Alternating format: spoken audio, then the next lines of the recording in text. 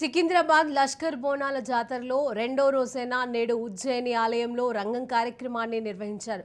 మంగళి ఆలయంలో అమ్మవారు భవిష్యవాణి వినిపించారు. అమ్మవారి భక్తురాలైన మాతంగి స్వర్ణలత పచ్చికుండ పైన భవిష్యవాణిని వినిపించారు. ఈ ఏడాది కోరినన్ని వర్షాలు కురుస్తాయని అన్నారు. పాడి పంటలు సమృద్ధిగా ఉంటాయని అన్నారు. భక్తులు కోరిన కోరికలు తీరుస్తారని చెప్పారు. ఇక తనకు మట్టి బోనాలు, స్వర్ణ బోనాలు ఏం తీసుకొచ్చినా సంతోషంగా అందుకుంటానని అన్నారు. కాళీ అమ్మవారి స్వరూపం ఎలా ఉంది అంటే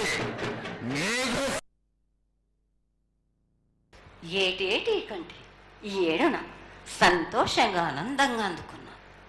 నా బాల బచ్చలనందరినీ నా కొల్లారికి సంతోషంగా ఆనందంగా రప్పించుకున్నాను.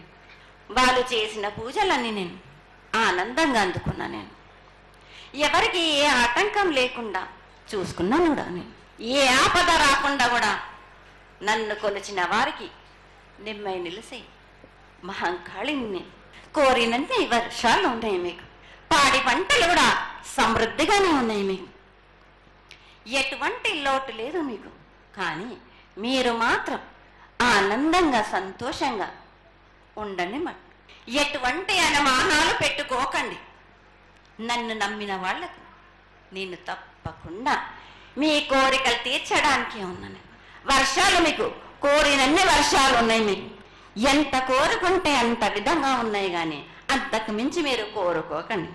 అమ్మా, నీ ఆశీర్వాద గొలం ఉన్నంత వరకే మాకు సంభవిస్తాయి. దీనిలో ఏమాత్రం సందేహం లేదు. మా తెలంగాణ ప్రజలందరినీ ఎంత ఆనందంగా నువ్వు ఆశీర్వదిస్తున్నావో లోకంలోని ప్రజలందరినీ కూడా అలాగే ఆశీర్వదిస్తున్నావు.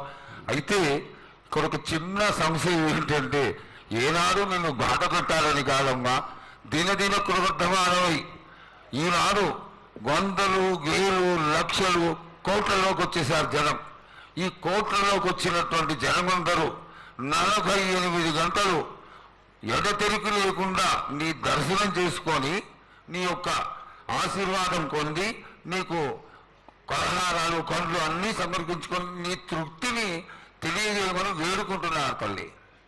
నన్ను దాటి రావాలంటే, నా వద్దకు రావాలంటే ఆ మాత్రం కూడా కష్టం లేకుంటే ఎట్లా బాలక? మిన్ను కాపాడేది కూడా నేనే కదా.